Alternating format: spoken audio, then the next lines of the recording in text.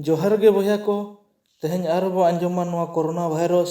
धरती जाकात रे ओकालका मानमी को जीवी इदी आय बांग बांग ते नित धाबिते नोआ धरती रे अड़ीगान गे हड़ को गजना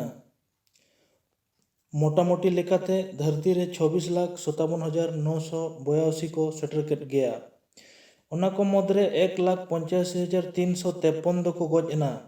झतो खन बिस्ती तो अमेरिका रे 48,300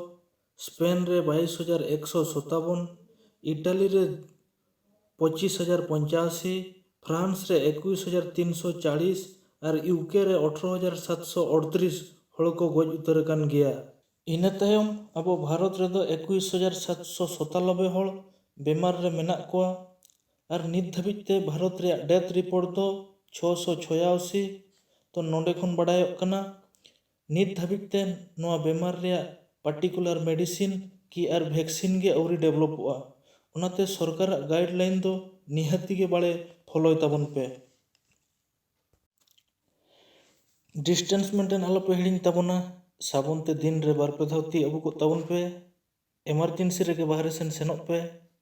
और रुआड़ कते पूरा के ड्रेस चेंज ताबन पे और रस्क रे तहन पे